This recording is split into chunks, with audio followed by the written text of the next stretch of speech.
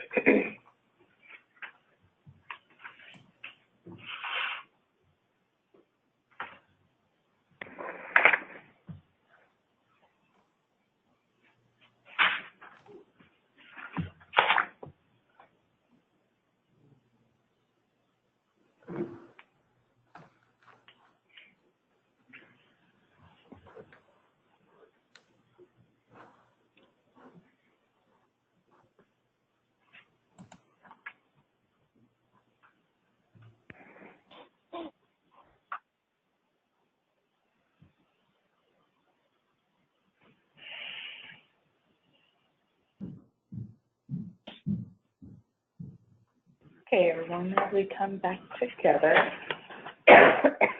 there's a couple questions that we would like to pose to kind of kick off the conversation. We identified those questions as kind of what resonated with you, what would you like to see strengthened, what do you think was missing, and how do you see that being fixed or remedied within this process? So we'll start off with question number 1. What resonated with you concerning this draft of the introduction?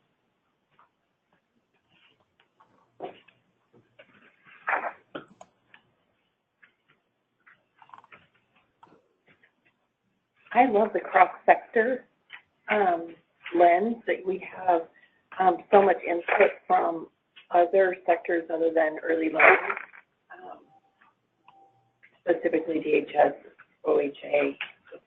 And I wondered about Department of Education because the early learning division's under the Department of Ed, and I also wondered about the higher ed coordinating council, if that was included under Department of Ed partner.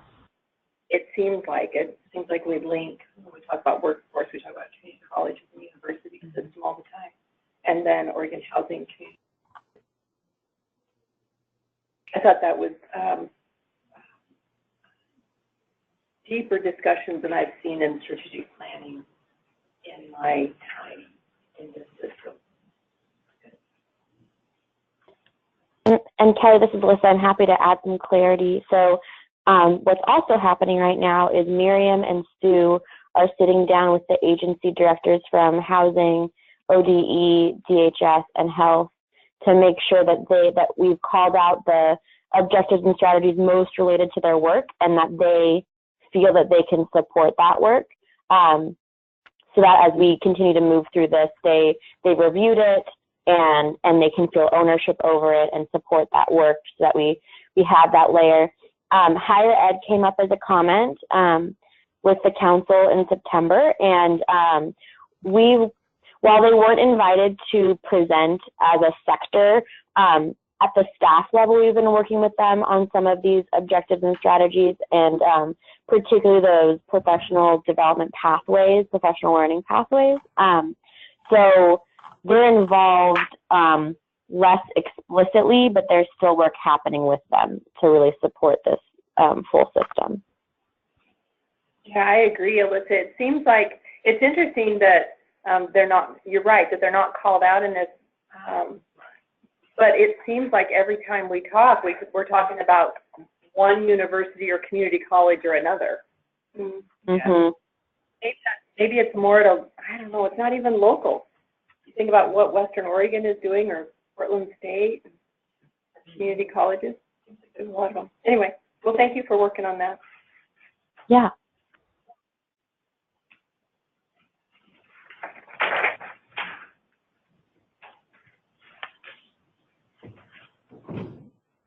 So I also really appreciated the breakdown of the cross-sector aspect of this, but under housing, I think I said this in our last meeting, and I'm going to come back to it, that the lack of affordable housing doesn't just affect families with children, it affects child care providers, whether or not they have children or not, and it affects family child care, because family child care happens in those homes.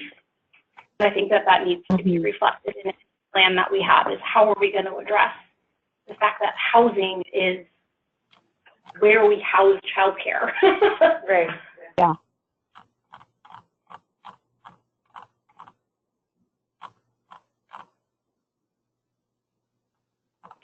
This is Sadie on the phone, and I want to first say I think that the draft is really, really strong, and I think it reflects the process of community input and that commitment to engaging across sectors, which, pardon me, really resonates with me. And I may be jumping ahead to the second question, but the one piece that it both resonates and I feel like can be strengthened is the focus on equity and cultural responsiveness. I really appreciate seeing that front and center, and that shows up in each of the three areas and in each of the three goals. I would like to see it show up explicitly in the objectives, because I feel like once we get into objectives, which then drive strategies and we're measuring indicators, if we're not measuring it, then we're not going to hold ourselves accountable as a system. So I would love to see some language in the objectives around reduction in disparities for children furthest from opportunity. This is Joyce, and I agree with that. That was going to be my comment. I wanted to see more attention paid to the cultural responsiveness and the equity lens, that it's mentioned in here, but it needs to be addressed, and I agree, in a very explicit way. As an objective. Exactly.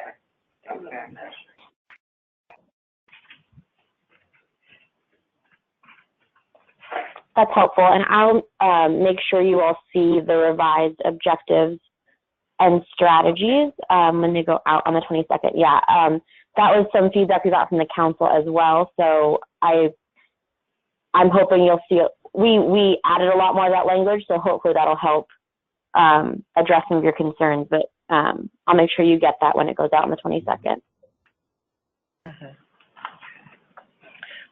But do you believe that was adequately reflected within the introduction? Like when you read the introduction, would you state oh, I feel like those components are adequately addressed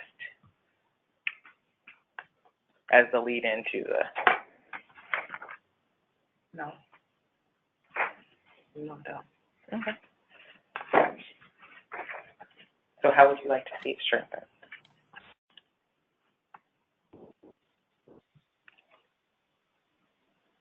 So it needs to be explicitly stated, It's,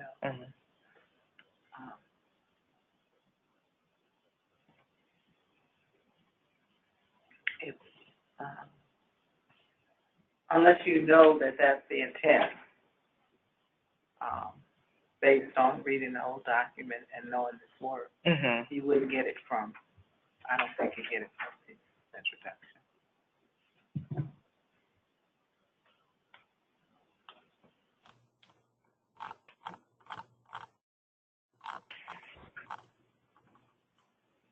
And Lillian, I can share this with you if you want. Last night, David and I added some intro paragraphs to really kind of strengthen the case, and we talked about economic and racial disparities, and so I'm happy to email that to you real quick if you want to pull it up for the group. Oh, yeah, I can. That'd be great.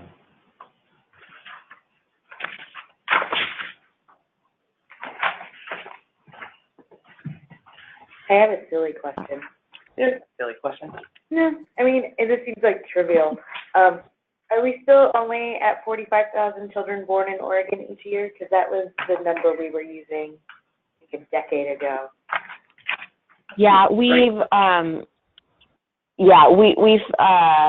in talking with our consultants, they sent us some better data that Tom can use to make sure that number is more accurate. Miriam had the same concern.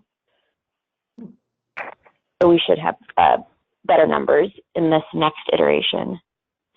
And so for the intro, I mentioned we've made some changes. So we merged and reorganized a little bit. And so these 3 paragraphs, some version of these, are intended to be the first 3 paragraphs of the plan. And then we would transition into making the case and looking at the data, and then talk about the role of the council and the approach, but really starting off strong with sort of what's happening in Oregon and why this is so critical, and this is such a unique opportunity to really affect change for the system.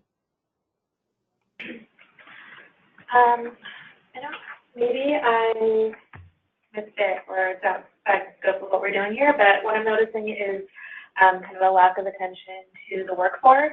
And as Tom mentioned, when we think about how housing impacts our workforce and their ability either to live in the communities that they serve or even house programs for children. And when we think about cultural responsiveness, who is working with our children, who has the capacity to, do professional development and get degrees and participate in programs like Preschool Promise and things like that.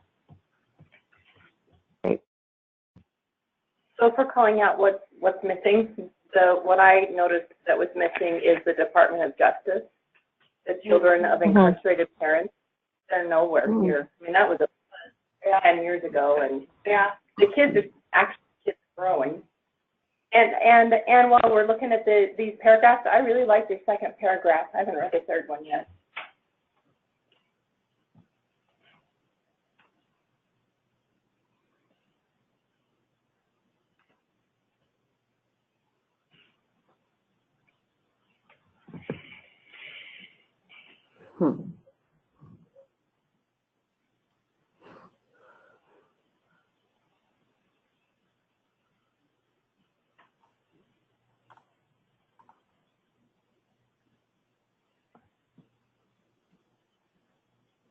Would these 3 paragraphs be added to page 1 or replace those 2 paragraphs on page 1?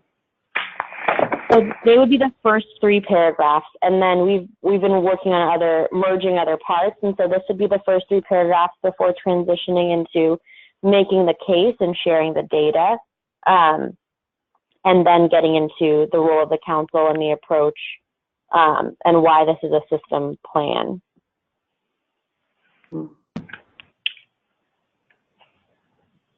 Well, I like these. I like what you've sent to us better than what's in. Alyssa, had you heard anything about including the Department of Justice or children of incarcerated parents in the plan anywhere? Are they included at any? We heard about that, but we heard about that like 2 months ago. And so at this stage, it was too late to really engage with DOJ and look at that. But I think too, one thing you've talked about is that the strategic plan is going to be a living document. It's not like we can't touch it for the next 5 years. And so I think that I can see if there's a space where we can include sort of at least that exploration of that work, because we don't want to prevent any work in any sector engagement or field, this, and we want enough flexibility that new strategies and the direction can shift based on need. So I'll talk to our group and see how we can at least allude to that.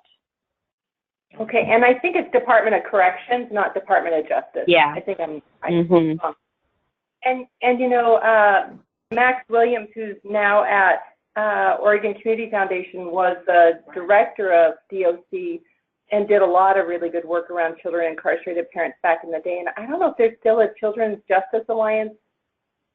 That's just kind of low-hanging fruit, some people who have some experience. Yeah, I can definitely see this coming up. As you can see, like within the portion, it talks about the number of children and their families that are touching DHS. Yeah. And I think like that impact of like incarceration, how that impacts family stability, adverse childhood experiences. Start rolling in there. So I definitely think there's space and room to. So I will now also again plug the Office of Public Defender Parent Child Representation Program that we would love to have expand. It's only a pilot project right now, but you heard it.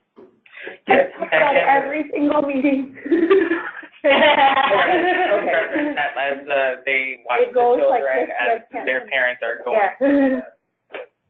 Sorry. No, it's the program that you referenced that there are individuals within the court that watch the children while the parents. No, that's not even that program. That's also great, but no. So it's modeled off of a Washington State program. We've had it as a pilot project for several years now in 5 counties.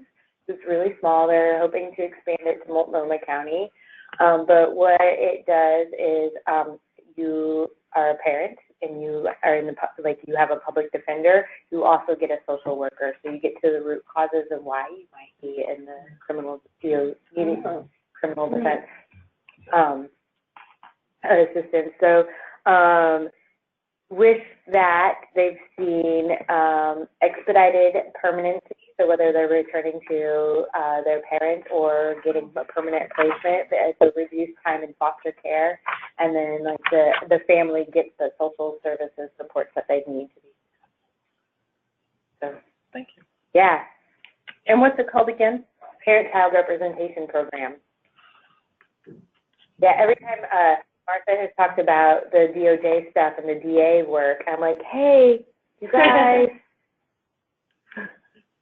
5 counties. Yeah, so hopefully soon it'll be in Multnomah County too. It's in Columbia. I can look it up. Okay. Yeah, I know it's not big enough, and everybody's like, well, it's not really big enough to have a, and I'm like, in Washington, where it's in the whole state, it's proven success. And here in those smaller, in the small projects, we've had significant. And reduce recidivism too, because people understand the process, because they have a public defender that has a caseload cap too. So I think it's like they're capped at 80 cases, which is unheard of right now in the state for public defense. So that means that investigators have time, the public defender has time to sit with their client and walk them through the process. So it's like a holistic kind of approach. It's not just shove them through like what we have. Cool. Thank you. Mm-hmm. I wanted to echo the last 2 speakers in terms of the importance of paying attention to, that issue in terms of children who are in families where there's incarceration of one or both parents, and what we do to support those kids and the families. And particularly when you look at some of our communities where there are disparities based on race, based on, language and all those other isms, it would be, I think, a major neglect to not call it out in some way. Even if it's an aspirational goal to say that, this is something that our providers need to be familiar with, that the system needs to be conscious of, and look at where they can leverage resources and an opportunity to provide support for those children and those families. Lillian, this is Patricia. Heather.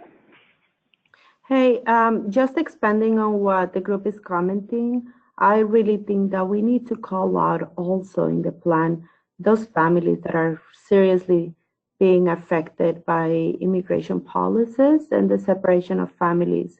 We have seen an increase of children that are being raised by one parent because of the immigration issues. And it's related to the detention families or families in the correction system that everyone is speaking about, but it's different, because those families might take many years to get reunited again, and the effect of trauma that has on those little children in our classrooms and the families and the different behaviors that we have seen because of that. So it is important to call it out because that's a group that is being attacked by the federal government and how it is affecting the development of those children and our families, the families in our state.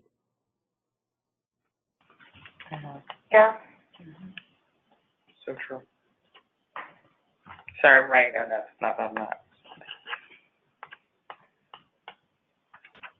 This is Sadie, and I just want to support that comment 150%. It's absolutely important that we not lose sight of that in the document. Thank you for bringing that up, Patricia. Thank you, Sadie.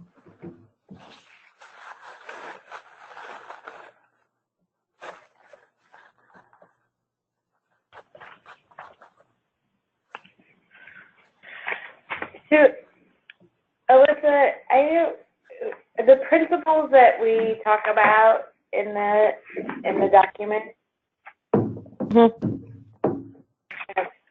Where is that? Yeah.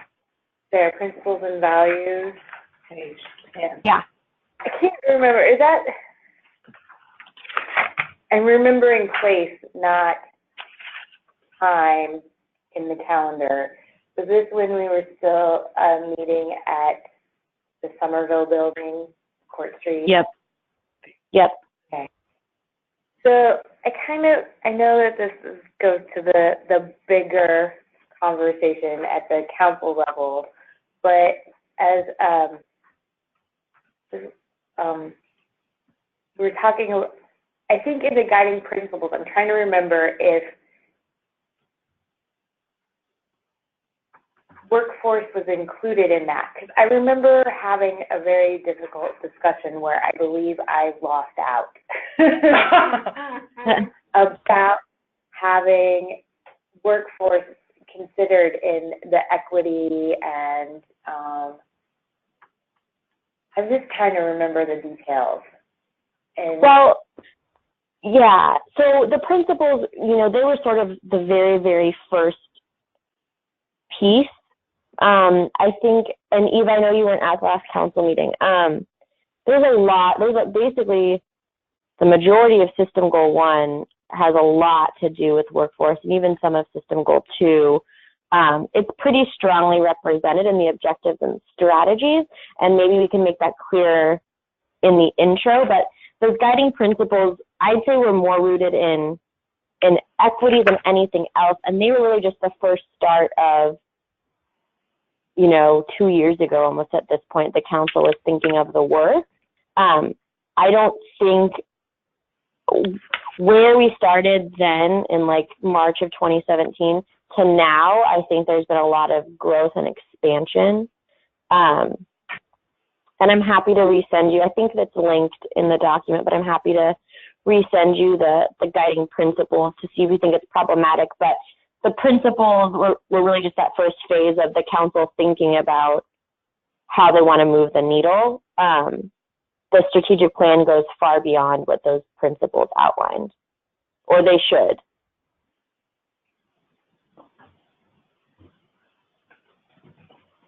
So this is Joyce again, and one of the things that I'm questioning, and we do it almost without thinking, why are we not calling out equity as a separate item from cultural responsiveness? Because when I think about cultural responsiveness, I'm thinking about a whole range of things, interactions, curriculum, materials. whereas equity focuses on some clearly different types of outcomes or issues. Yeah. So I would recommend that we have equity as one bullet and culturally responsiveness as another. Okay. Alyssa, this is Kelly. In the first paragraph on page 10, principles and values, it says that the council adopted the Oregon Equity Lens. Can you make that a link so a person could click on that and read the Oregon Equity Lens? I was going to make a comment on the equity lens is in transition now. Yeah, It should be. Oh, yeah. Yeah. We don't have Education Investment Board. We have, the department is working with different units, getting feedback. I mean, we've been through it. The CAG has been through it. I don't know if this group has been, Darnisha, like we said, has been doing it. Yeah. And what we were told is that they want to have a revised and updated version of the equity lens by March. Yeah. Great. So that's something you may want to look into, and you might want to get in touch with Darnisha and see if she can come and talk to the Early Learning Council. Okay. Because that voice needs to be included and make a recommendation for looking at how it specifically relates to the population that you're dealing with. That's great. Lillian, have you been working with her? Yeah, I can get in contact with her and we can chat about what that looks like for the council. Right. Great. This is Joyce again. This is just a comment that I'd like to make.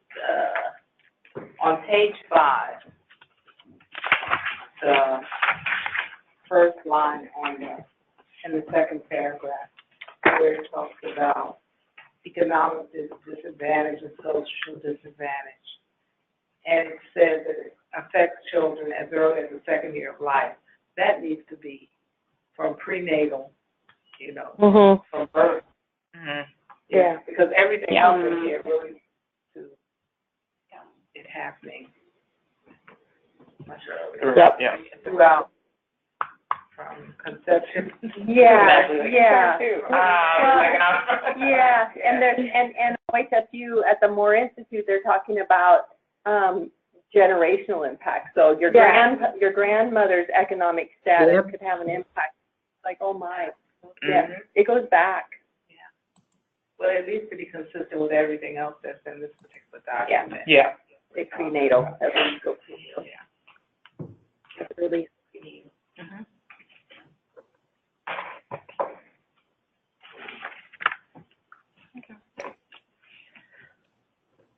So, any additional comments before we wrap up this particular section? No. Okay. He was like, I'm done. Is there any calling out of non-government partners? So in these new paragraphs that you showed us, there's somewhere in here that says, we're working with our nonprofit partners or. Well, it's the end of that second paragraph, how we work with community partners, particularly communities of color. There's one other spot where it says, I thought it was that maybe in the first paragraph.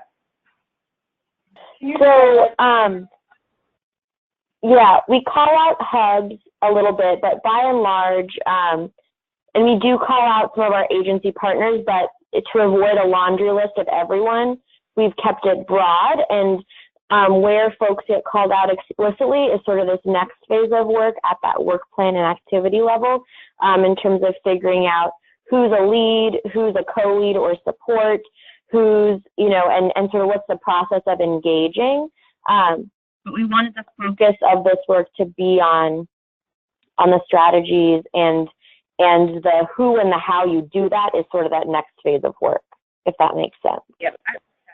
I just like that it wasn't in this document the first time I read it. When the calling out of the non-agency partners, I think about, well, even Bill, even BUILD or Casey Family Pro, or even OPEC, our Oregon Parent Education Collaborative.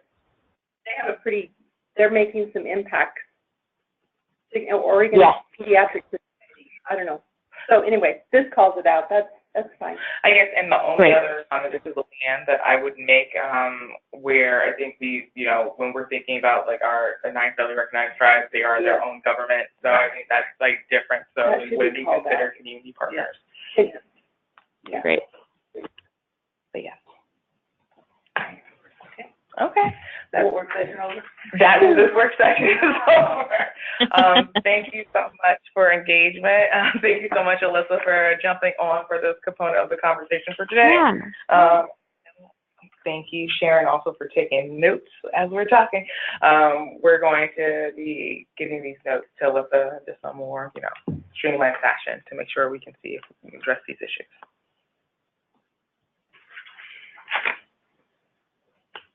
Okay. Perfect.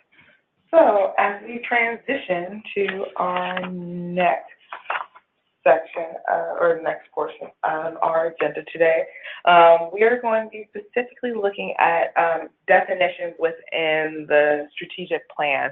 So within your packet, and also keyed up from our last conversation, you have the definition of high quality, and so we had like those 2 really long versions of them, and we took a stab at trying to, you know, like shrink them down in a more manageable size. So you should see those definitions included.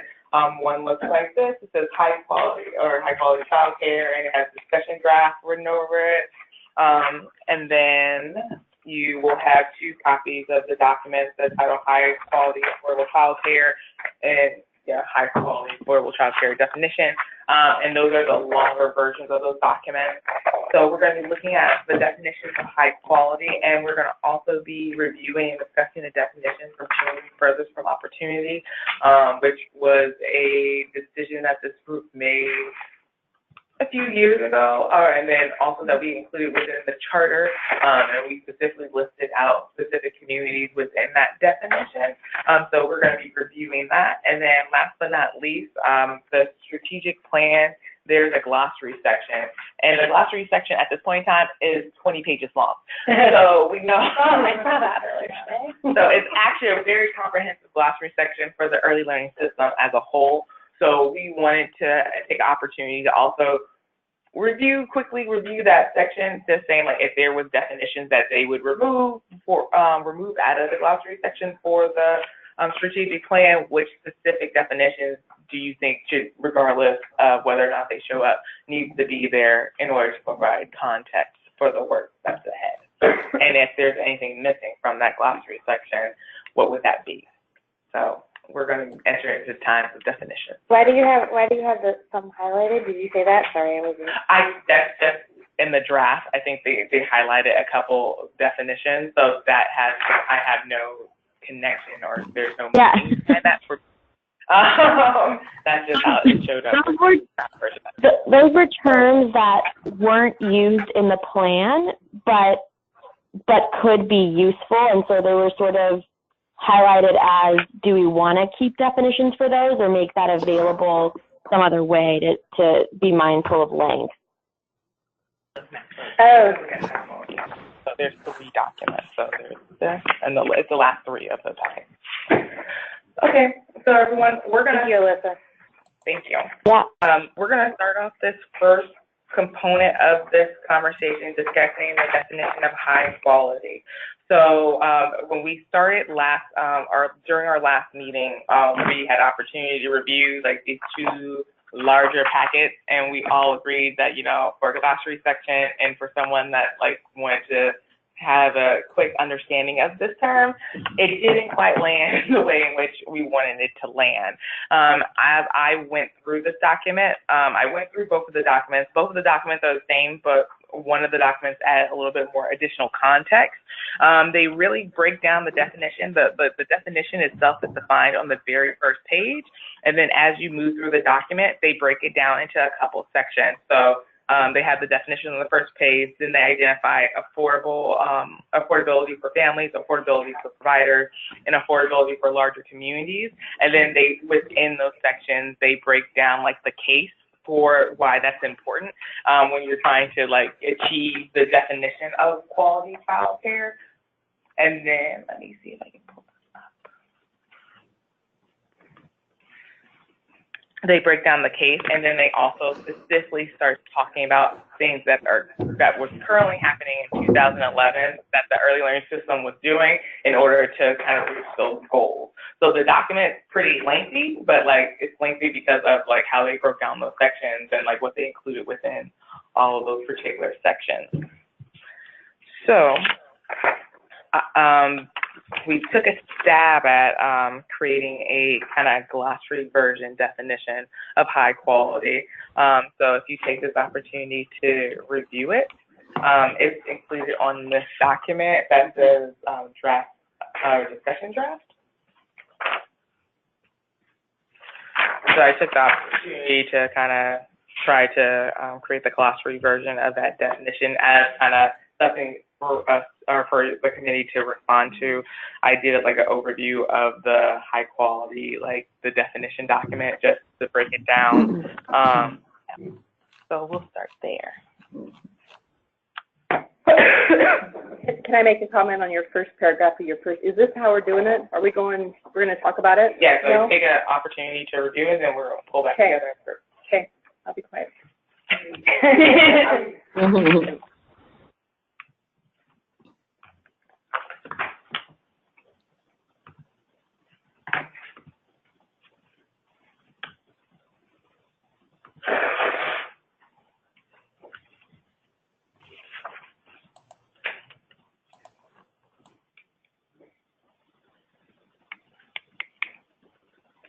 You wordsmith this as much as possible and hit that grammar, syntax, all you want. That's not my strong suit, but I was like, oh.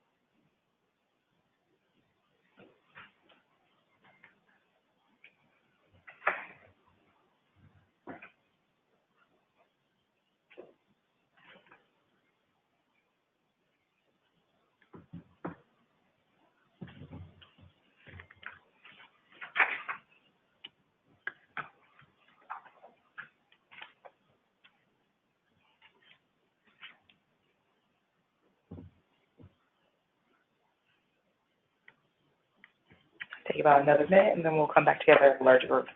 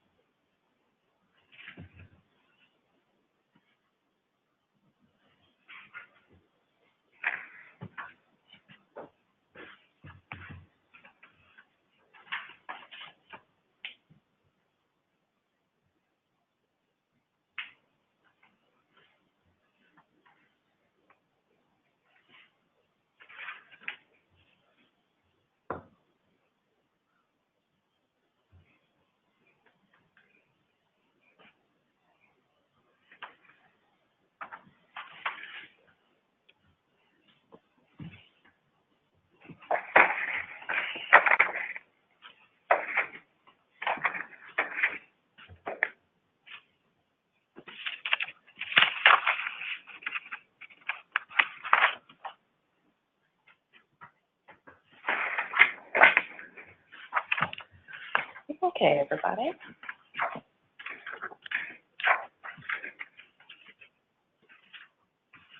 So as we enter into this particular space, looking at this definition, we're going to do a similar process like we did before, kind of what resonates with you with this definition. Do you believe it holds true to the other documents that we try to simplify for this glossary version of this definition? If there's anything that we missed and we need to add or highlight more, or anything that you would like us to strengthen.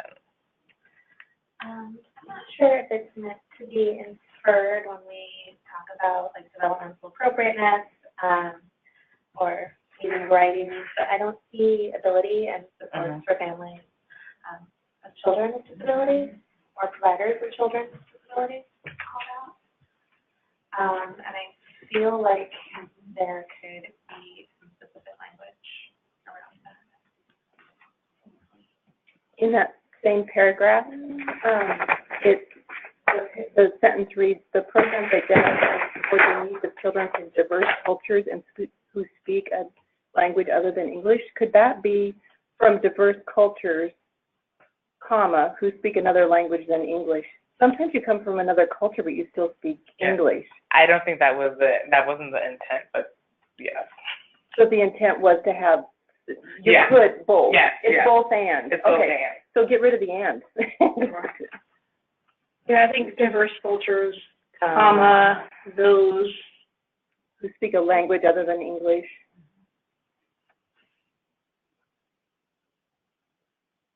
I also thought that paragraph didn't call out equity. No. It calls out diversity or special needs, but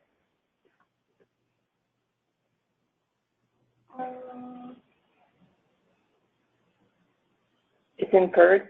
I kind of think it's inferred. Yeah. That's what I thought too. This is Patricia.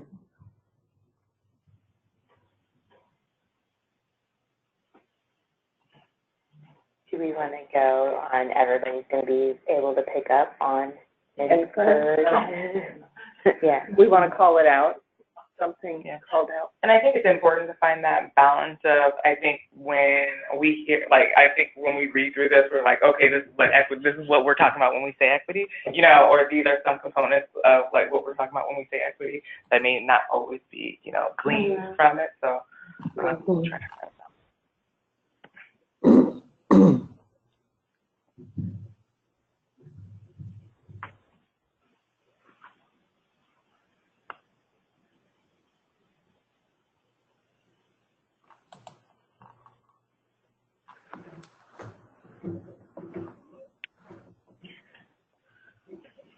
The second paragraph has some extra words in it that make it confusing.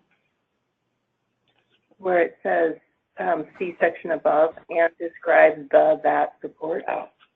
Take out that describes support that must be in place. Yeah, it needs to have the be, stuff like that too. I totally breezed over that. Yeah.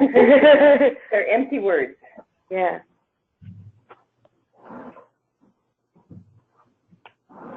So that's not, thank you, and that's not, we're just like, for the definition portion that we're thinking about including it, just that paragraph there.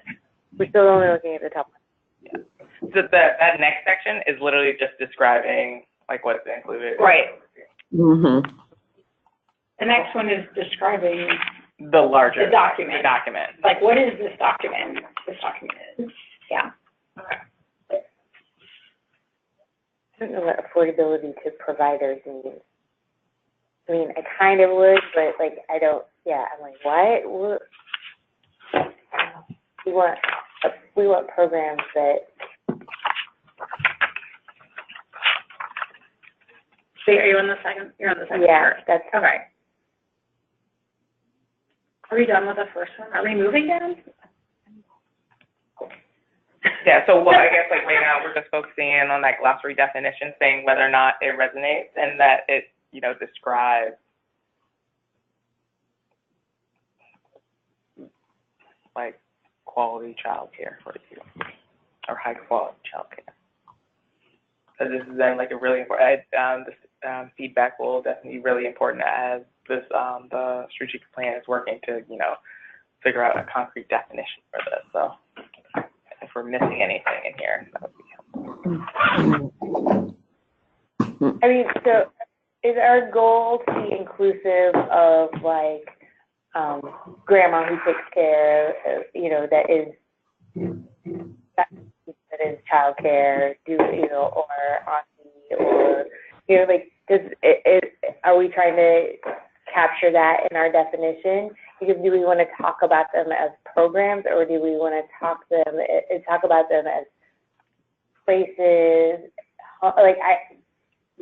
Programs just seems really sterile. Okay. And I think of early learning, early care environments as relational, warm, nurturing.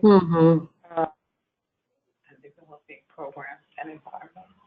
Or this is Carmen. But we talk about this at our office all the time because people who have like 6 kids in their home, even if they're really high quality care, they often don't think of themselves as a program.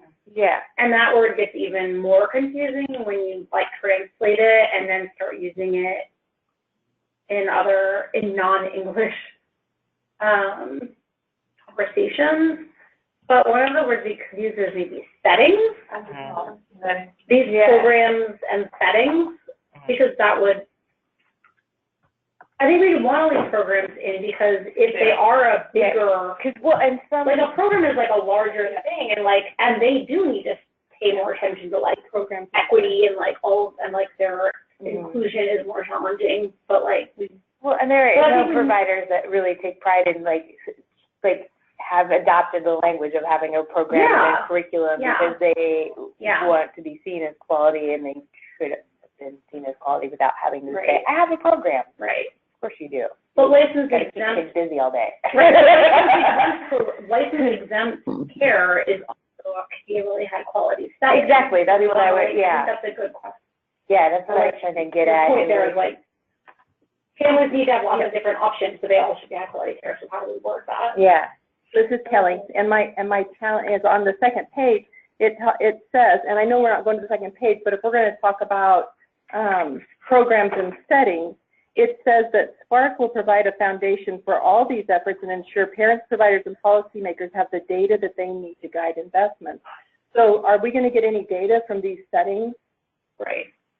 Well, I think your data is especially if they are children who have.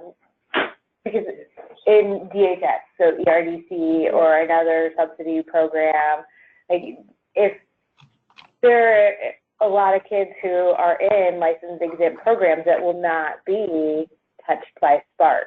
And we still want them to be in this quality, that glossary. Yeah, right. So, because we know that if given the right opportunities and the right places to plug in, whoever that provider is that doesn't have a license is still going to have that child ready, that's confident, ready to enter kindergarten, able to, have all those social and emotional skills that'll make them successful in school. Well, I can say with the piece around the programs, I definitely broke down that, and I think also at the top where we're early education environment. I was trying, we were grappling with how to adequately phrase that. Yeah.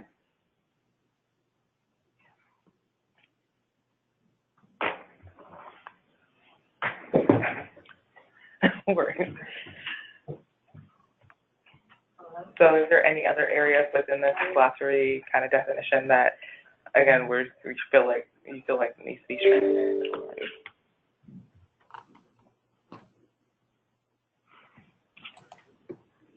Or if something is missing?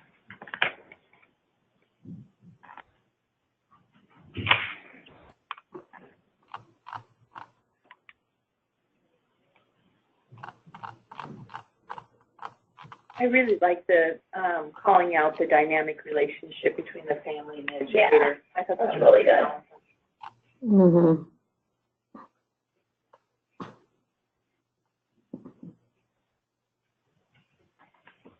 Okay.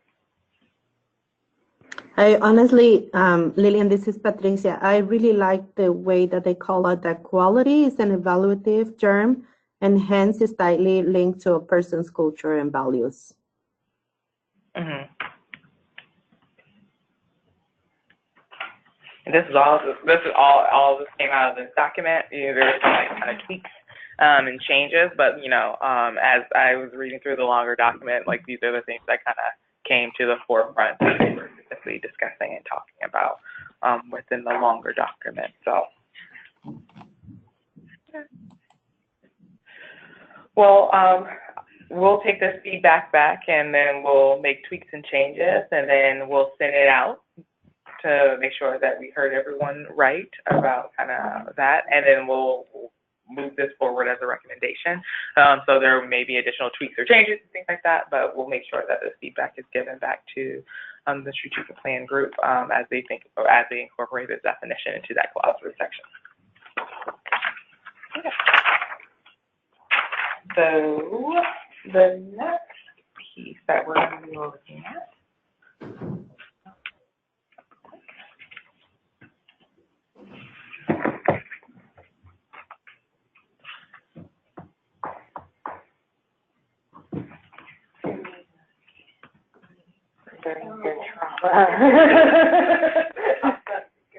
Yeah, I turned mine off. I was like, nope. I actually had to turn mine off because it was just anxiety-inducing. All notifications? No, the news. Oh, yeah, no, I turned mine off. Oh, yeah. In 2017. I don't know. I just, yeah. On Sunday, I like went out for breakfast, just like quiet, like let's just dive into this one, like have a little breakfast with my boyfriend, and then he's like, "What are you looking at?" I was like, "I'm watching the news," and he goes, "Good luck." Oh. Okay. So the next component of our discussion today, as we dive deeper into definitions, is reviewing the kind of definitions, the communities that we identified, and identifying for the term furthest from opportunity. There's been a lot of discussion kind of around, you know, that the term and kind of the communities that's been identified under, and we want to take this as an opportunity for this group to kind of delve back in there. I pulled up kind of the purpose search document.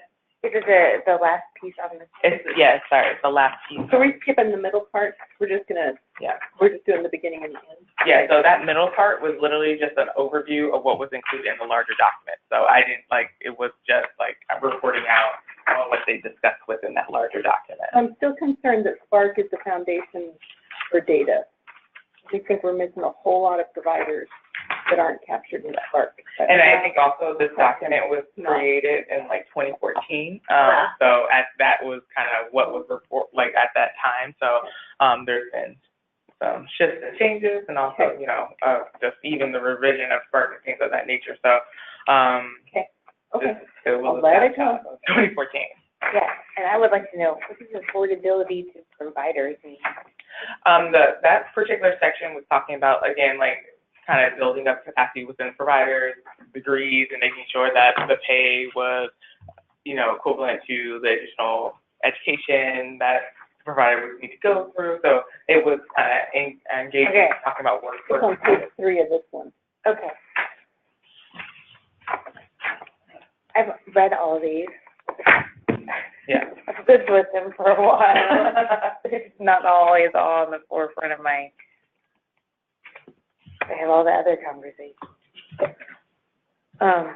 Okay, furthest from opportunity. Yeah, my only was this from our charter, because I know that our charter had a lot of discussion. Yeah. Are we supposed to be revisiting that soon? Not to put that on the record. There was a request for that to happen. Yes, and by a member of the Early Learning Council when we voted on it, and I said, are we going to open up all the charters then? Yes. And that is going to happen. All the charters are going to be open up.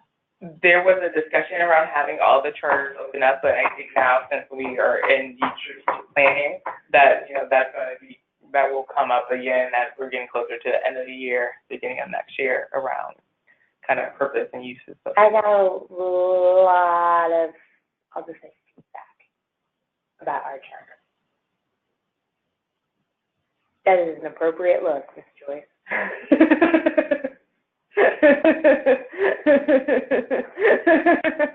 I was not a happy person in that. I'm sure you handled it. I don't know, how did I handle it? Oh, I'm sure in your Eva aura, you took care of it and responded in appropriate ways. I don't know if I was appropriate. I was appropriate? Well, I was like, sometimes I get angry. That's appropriate.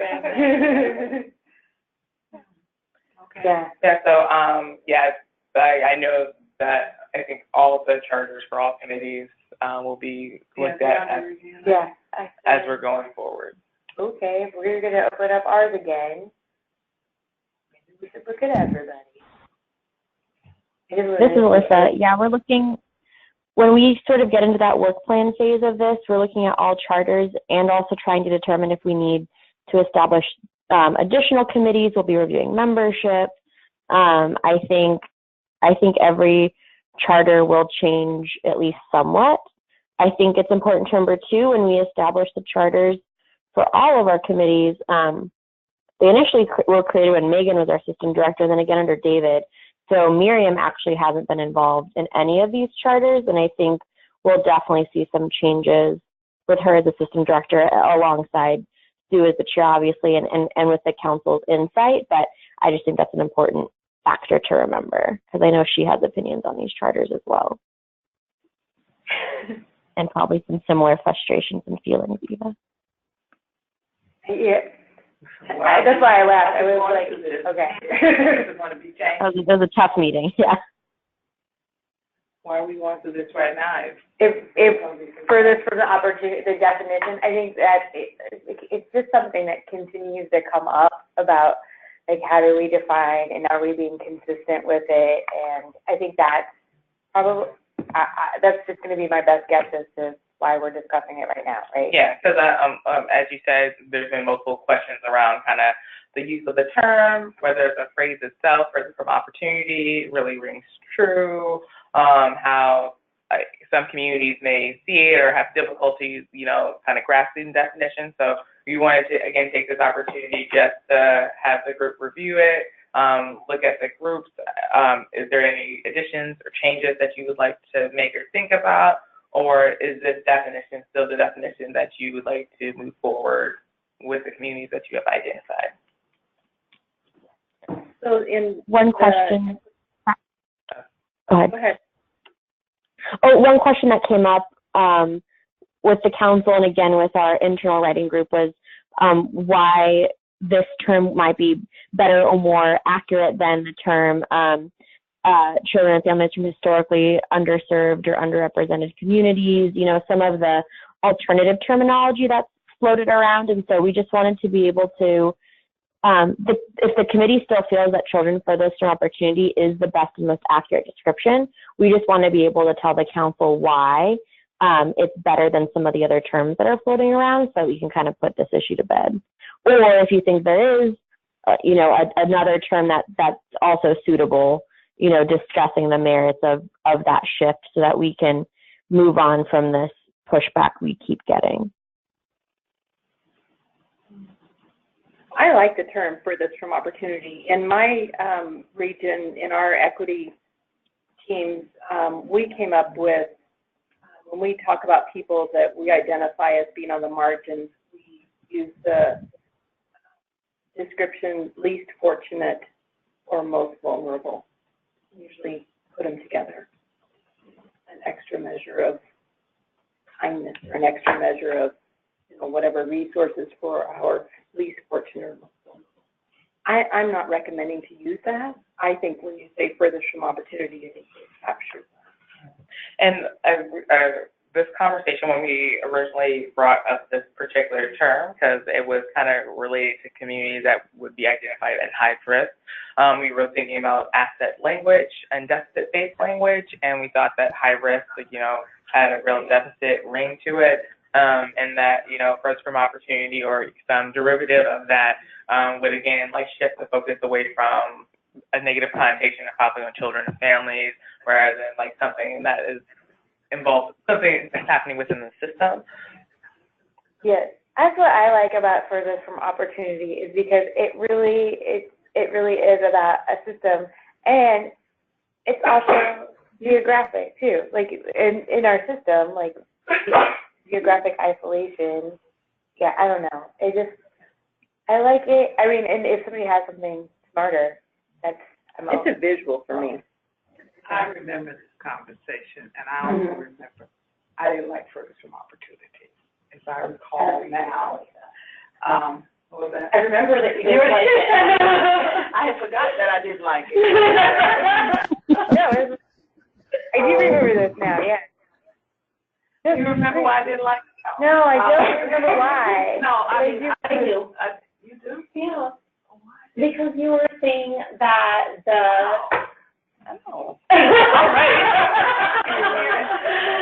because you were saying that saying furthest from opportunity implied that there was not opportunity in every community and like in every house and family, and that you felt that was deficit based because it was saying like if you're in a community of color, you're far from opportunity, instead of acknowledging the opportunity and like wealth that exists in that. Can we add furthest from systemic opportunity? Yeah. I remember when you said that and I was like, oh, I never thought of that. And then I was like, great, well now what term do we use? Was that? Yeah, and the people that I work with don't like underserved. Well, you know, yeah. It's one of those, but it really speaks to what's happening. Yes, it really does. They're being underserved. In an equity sense. Right. Yeah. They're not getting what they need. Exactly. Right. Yeah. Exactly. So when, you know, we're talking about different communities and what's got to happen for children,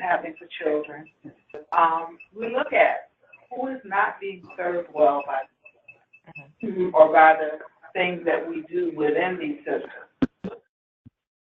And, you know, who's being poorly served, who's being ignored. So I think that was kind of more in my mindset. I react when I hear underserved. That has implications for me in terms of decision making. So who's being underserved? And the next one, why?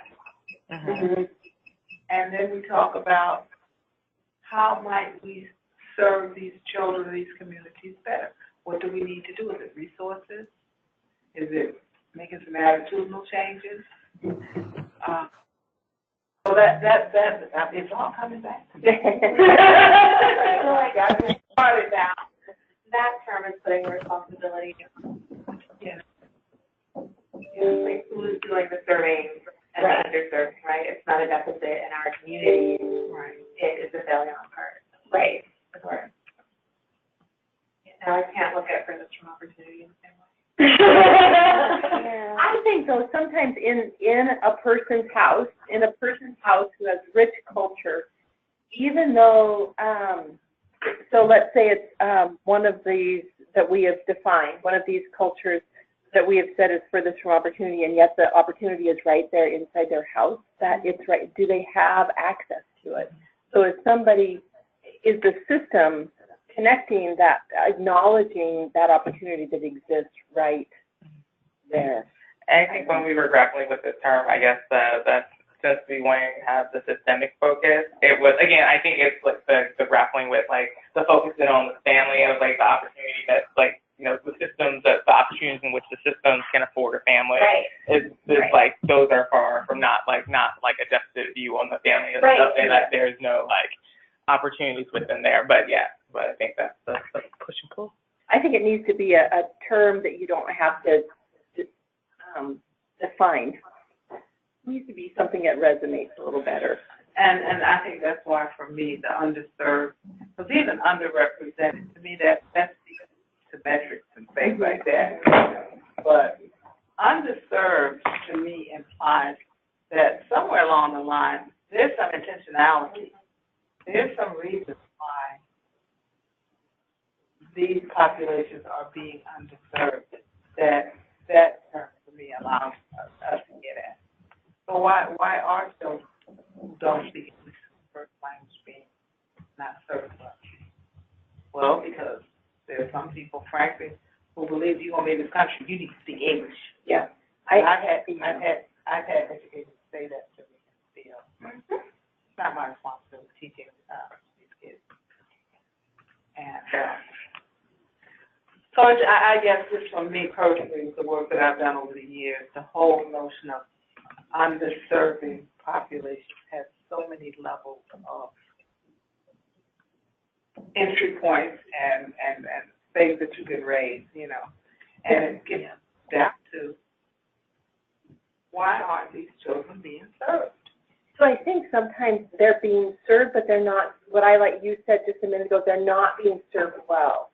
They're not, it's not equitable. You're not meeting them with what they need. Because what I hear people say is, I don't like that term underserved because I spend my whole career is committed to serving these children, and I just want to come back and say, it's not working. Right. Yeah. What you're doing, you're there in the room, but you're not serving. And You're right in your career. You're accommodating them for right now, but you're not really serving them in a profound way. Right. Or, I mean, they're being underserved, so maybe you're doing what you can on your end, but are the other pieces, are the economics, right, it's a little bit of And that's a good point, because when you say underserved, you really open up the door to look at other systems of support, you know, which is in that other document. What is DHS not doing to serve these children? And I shouldn't ask either that. I shouldn't say that in front of her because she's about to have an addiction over there. But, you know, the point is, it really allows you to ask the question, how are we serving these children, and is it meeting their needs? And that gets to the issues of equity. And it makes people put the mirror up and say, well, we serve them well because we provide them lunch every day. But is that all they do? You know, so anyway. that's going to look at the interlocking systems of oppression and how they're contributing to holistic. And I think, you know, how we land on this particular term and thinking about how it connects to a cross-sector plan, I think would be a very strong kind of I think for me, underrepresented provides you with the data, the metrics, you know, to prove the underserved issue. So how do you know that these populations are underserved? Because they're not represented. You can use that. I mean, that could be a column by itself as evidence of children being underserved. Another piece that I want to bring up, there was an asset-based community language tool that was kind of developed out at office that we looked at as we were kind of jumping into this body of work. So I just wanted to bring that back up in light of our conversation. As you can see, moving from deficit language space to kind of that future, kind of more progressive, historically underserved and full of promise was identified on that list. Lillian, this is Patricia. I like the term, I mean, it's not my favorite. The term that is being used right now, but when we think about furthest from opportunity, to me as a Latina, it's not furthest from opportunity within my culture, but it's furthest from opportunity in the system, as somebody was saying. You know, if we could add the words from system opportunities, that would be great, because we know that for us in that list, it takes double the work to find and to access those opportunities in the system.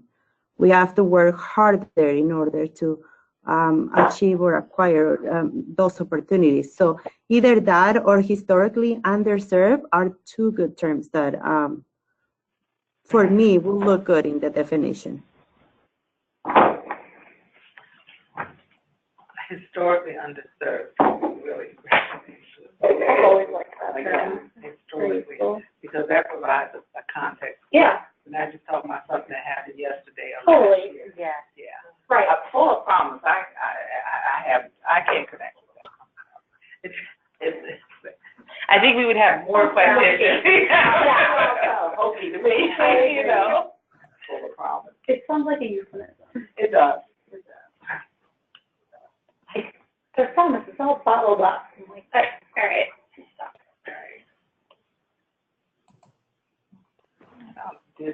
This-ish.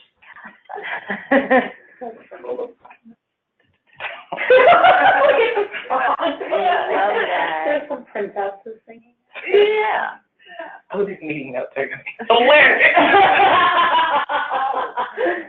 Well, yeah.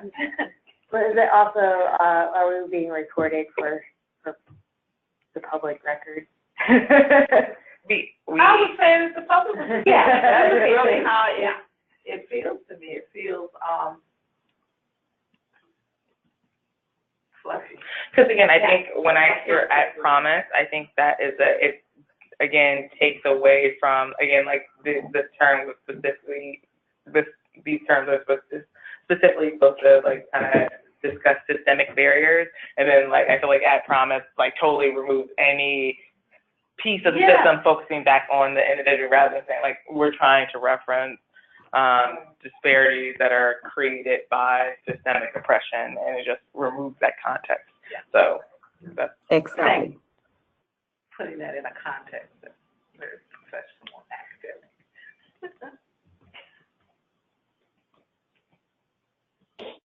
Like promise.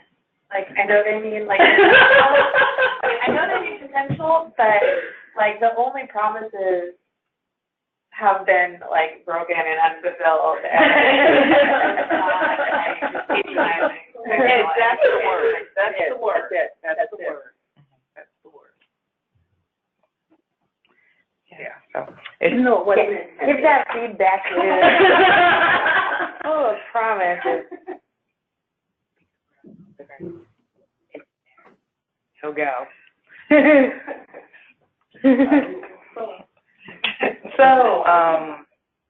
So it seems like there is a strong will that's emerging around changing the name, like changing the phrase that would, you know, denote these particular communities that we have identified from the term furthest from opportunity. Am I correct with that? And if so, or am I not? I can just speak for me. I like the term historically undeserved. This is Katie. I agree. Patricia, yes, I like that. Okay. And I will just wait a minute. You didn't hear from these other folks. I don't know whether they were. Oh, yes. Oh, it was. You can hear it rattling around. I thought she was still saying to yourself. I agree. Yeah. I think it has power. I think it has systemic power. Yeah. Mm-hmm. Yeah. I think furthest from opportunity has been a good tool for me to use in my local community. Right. So I don't have anything negative to say about furthest from opportunity. It resonated in my community like that. But historically underserved is one that we use and has a very positive connotation. So but I think it also furthest from opportunity further describes historically underserved. These are furthest from opportunities. And it's not because of anything that's happening because of their own doing. Right. Right. Or, Yeah, so I think you're. I think it's in your hands. I have a hard time saying that because you're an African American for this opportunity. I can say historically speaking, African Americans have been underserved in our community, country.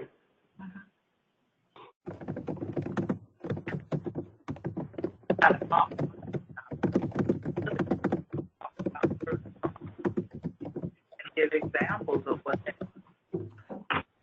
how that's managed. I mean, the opportunities are right there. It's access to the opportunities, right? Better capture that while we're on a consensus roll. Oh, you already got it down. and someone's looking right at you. Someone's looking. Okay, that's right. Thank you. Okay. So is there any other questions or concerns? So I'm just, there's a wish to exchange further for opportunities with historically underserved communities, also maintaining the original communities that's been identified underneath that term that we had that was included in the charter. So this probably won't happen now. Maybe it could, I don't know when, or just based on the conversation we had an hour ago. Children of incarcerated parents are not up there, and they are historically underserved. I would.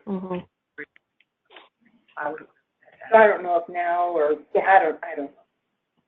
Yeah. Yeah. Absolutely.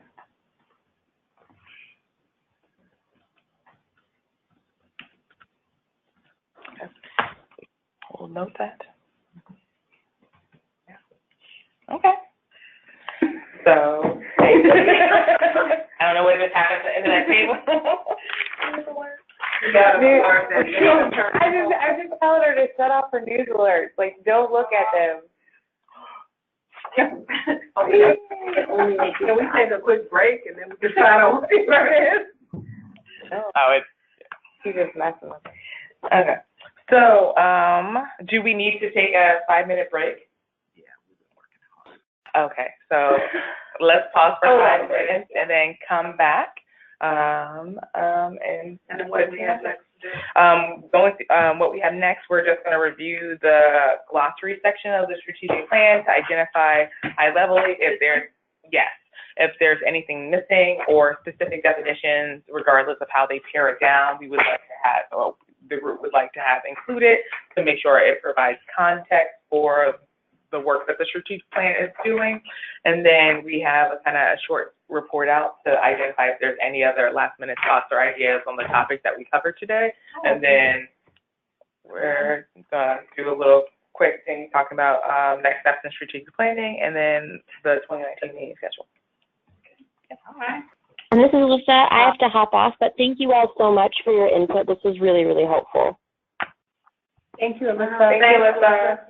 Alyssa. Do you need anything to say? Alyssa, this is Joy.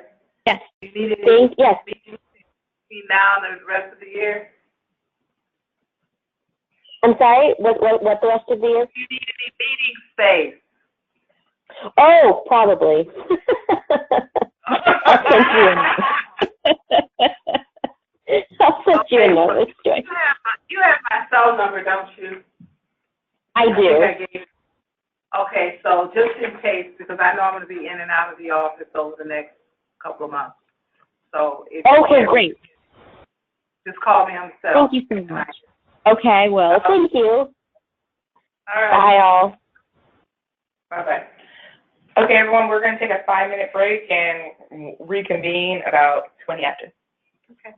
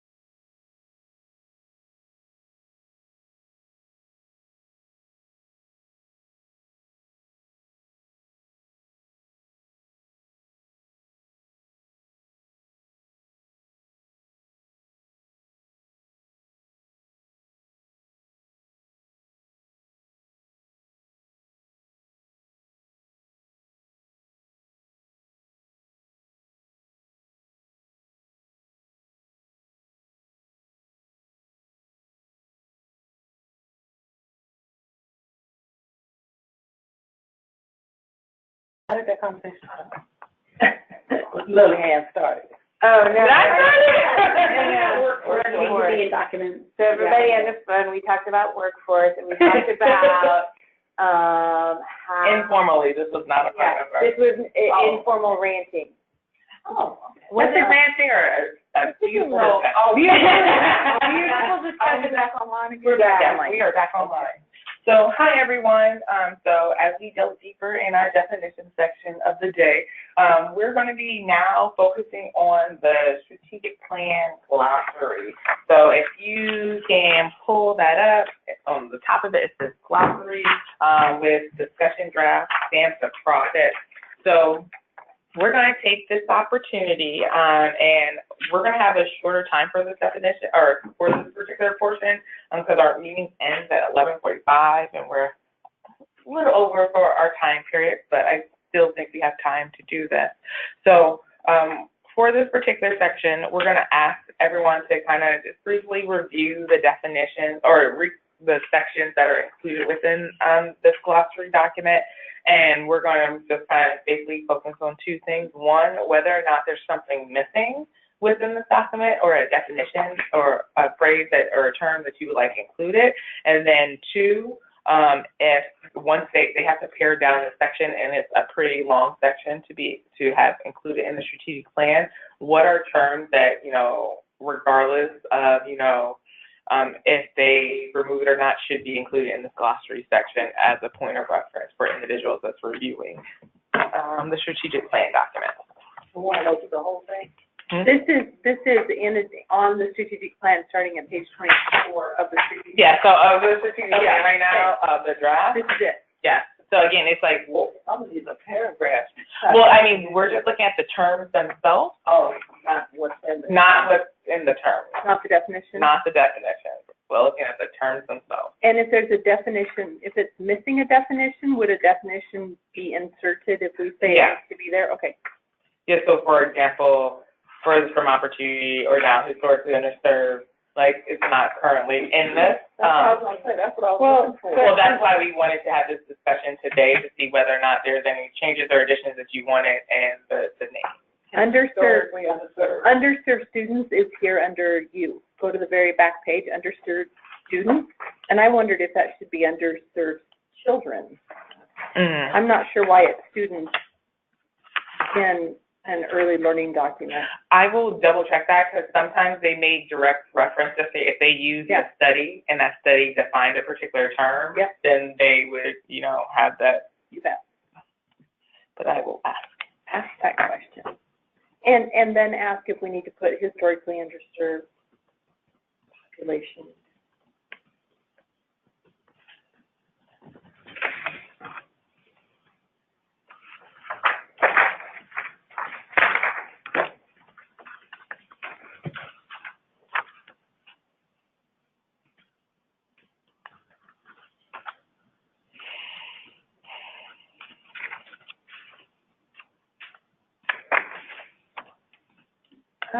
Why would, can I ask about the yellow highlighted stuff?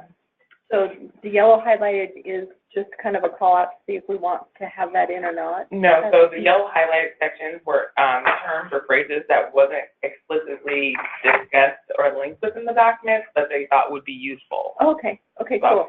For our purposes, they mean absolutely nothing. Okay, so so I was looking at certified family child care, and registered family child care is in here, so like certified would make sense.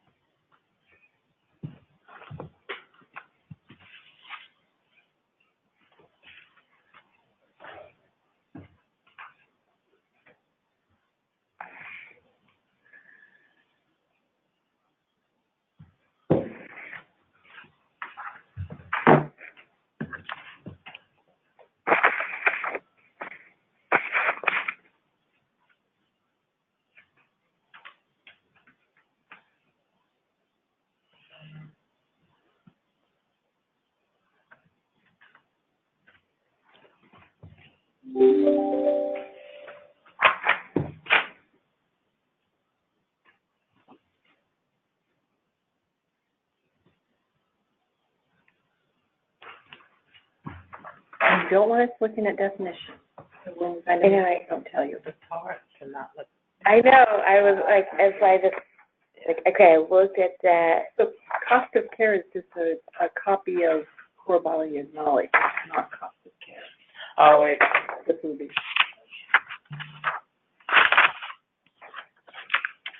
And I think not reading the definitions, I'm like, It gives us an idea of whether or not it's relevant, yeah.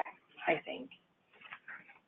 Well, I guess it wasn't, the intention wasn't to do that. We wanted to send out, because we knew, like, this would be a lengthy section, so we wanted to send out, like, a week or so in advance. We're caught on time. But, for example, if there's actually going through the phrases, the terms, and definitions, if there's a particular definition that you have concerns over, please let me know, and then we can note that and then try to find if there's another definition we recommend, we can do that as well. So I thought of a definition that's not on here, and I feel like I'm probably beating it too long, but children of incarcerated parents has a definition. Children of incarcerated parents aren't necessarily children who have a parent in prison. It could be a parent who's on parole or probation. Could be. I mean, there's a definition. Mm-hmm. It is currently, But Department of Corrections. from arrest through, Yes. yeah, arrest through. Probation.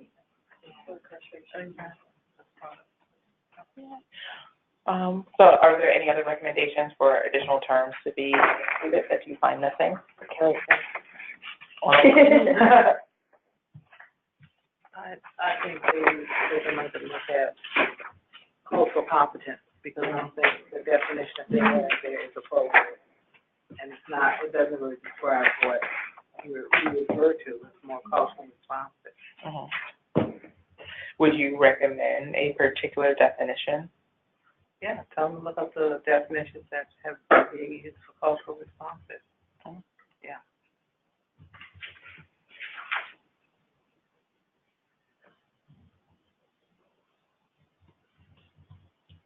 Oh, we've had I don't know if this is necessarily, one of the measurements that we looked up was called ever language learner, something like that. Were you ever an English language learner? And it was I had to figure out what that meant. It meant, were you ever not an English language? Do you ever have to learn it? Doesn't mean right now, are you? As a second. Yeah, it's not. Or as a second language, or just as it's been in this space. Right. We all are. Right. It was ever, anyway, it was different. I don't think it needs to be in here, never mind. So I can't even say it. I'm sorry. Go ahead. Cultural responsiveness should take the place of the word competent. Yeah, that's kind of what I was thinking. Yeah. Okay. The definition is fine, it's just that. Oh, the definition is fine, that's the, Yeah. I got you.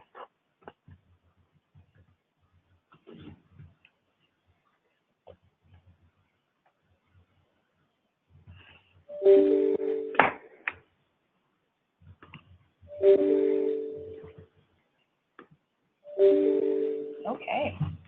Concert. Did you ever figure out what you were trying to figure out?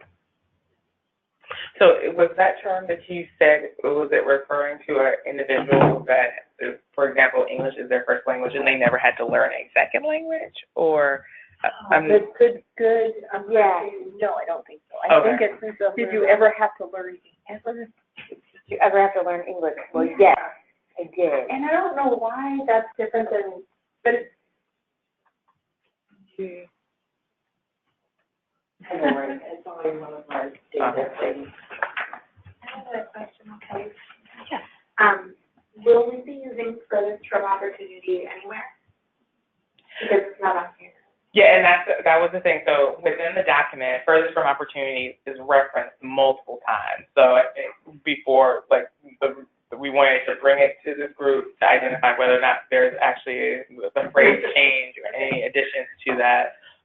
So then we can like go throughout the document and make those steps, because if that's the phrase that they identify that they're going with, then we would have to make that shift throughout the entire strategic plan, because it's used throughout. And it also has implications for contracting and things of that nature within the division.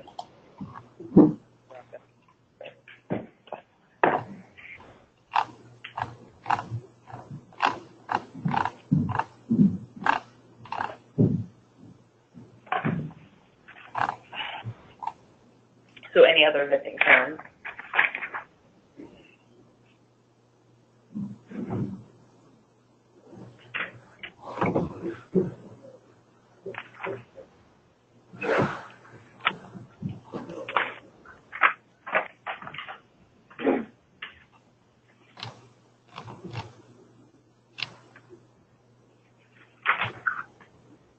Do you know if OPEC, if Oregon Parent Education Collaborative, is in the strategic plan? If it's not, it needs to be in here. But if it is, this would be a good place to explain what OPEC is.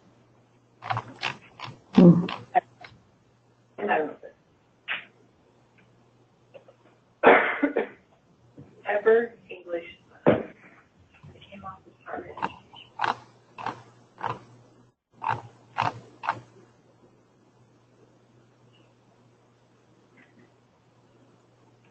You were ever learning English? Yep.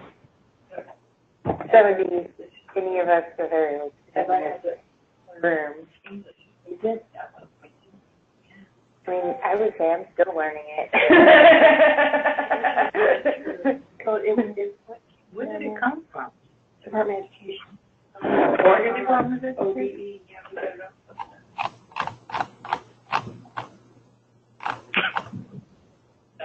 Under family friend and neighbor care, it says see related informal child care, and informal child care is not on here. I have to follow up, because there's multiple sections that see related, so I'm not quite sure how they're dealing with that. Okay. I would say see related regulated subsidy. The family friend and neighbor.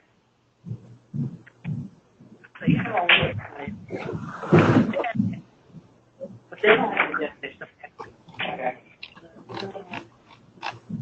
And look at it, it's real simple.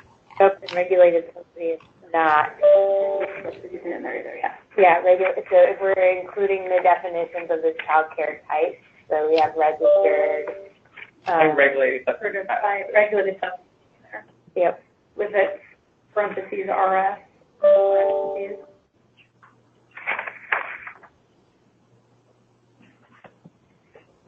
Okay. Yeah, we call the license, but then when the new requirements subsidy, which doesn't mean that doesn't mean not as but yeah. So I guess one more piece, as you were going through there, if there was definitions that, like, we know how they have to pare this down. So what definitions, regardless of how they pare down, do you believe should stay?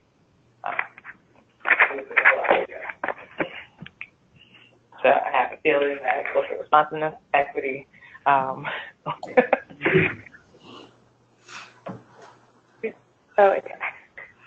attachment. See, my attachment is the definition of, like, why are we defining attachment? Why are we defining the thing that you attach to your document? A document and a company is an email. high quality. Well, I mean, that's exactly what happened. That way. That's good.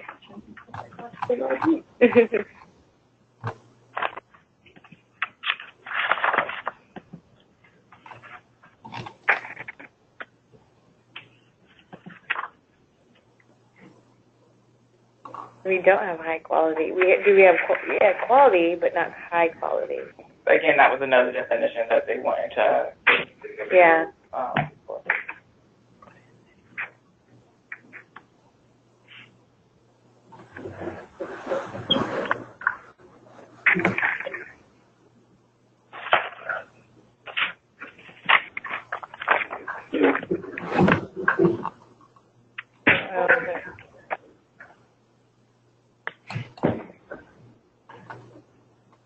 ISSC is on here, Mm-hmm.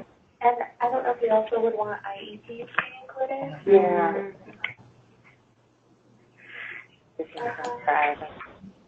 Yeah. And then in that case,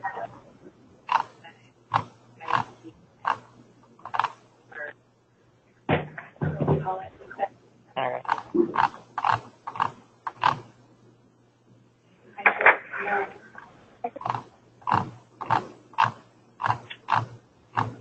Someone is enjoying something that sounds so delicious. Yeah, are you crunching something or are you like scrolling?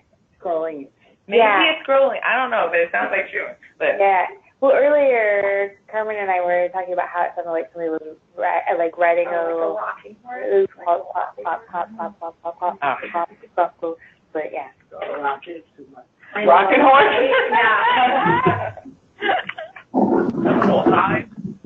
I'll research the team, or like what would that would be called. I think it is team. Yeah. Because because it's the whole, I mean, it is a team. Do you have anybody, not a committee, because they're not determining, they're supporting. Yeah. Well, I would definitely. Like, we both should know this. Great workshopping. Like one of those things that you like say so often for kids. Yeah. Yeah, and you could have just been like, they're my team. Yeah. And is that a formal thing? Right. Okay, so that concludes our definition portion of this today. We only have a couple more minutes before this meeting is scheduled to end. I just wanted to talk about a little bit for next steps. So we're going to be doing a really quick turnaround with these notes to hand out to Alyssa and her team for recommendations and things of that nature. So we should hear more by the time we get to the November meeting. So the November meeting will be happening November 13th. We shifted the date. It's normally the third Tuesday of the month. However, that's the same as Thanksgiving, and I had a feeling that, I would want to be home with my family too. So we moved it. But I want to be home with your family. It's going down. I'm waiting for my macaroni and cheese. I will not be able to take that meeting. What's the date? The 13th. Tuesday at November 13th. So at this particular meeting, it's going to be close to the final adoption of the draft. So we should have materials that would closely reflect that final adoption of it. But to understand that there may be some last-minute shifts and changes, but it's getting to that point in time. So this meeting was super important because it will be the last opportunity for this group, unless you send email feedback, to provide additional pieces to the plan. And also, we emailed out the draft of the plan with that survey link. Someone please mute their phone. Thank you. We emailed out that draft of the plan so that if you can provide over the entire document if you wish for additional comments and feedback. Also in that November meeting, we'll have some updated information concerning committees and kind of next steps around committees. As Alyssa talked about, they're going to be going through a process of reviewing charters, thinking about additional committees, reviewing memberships and things like that. So we should have a little bit more information around clarification of what that process is and what it looks like. So that's all that we have for you today. So thank you so much for coming and providing such great feedback. And we will be in contact with you soon with some of the tweaks that we've made for different definitions and things like that. Thank you, I do Lydia. have a, Thank I'm you. asking everybody associated with the governor's office. So I have, is this? Oh, you can put it on public record. Come on. Why isn't paid family leave part of the children's agenda? Oh. Question I keep asking. So if you want to pass the question. People. I've already sent it in text. I've sent it. Yeah, I keep asking why. Because I was told when the children's cabinet was meeting. Hi, everybody. Yeah. Hi.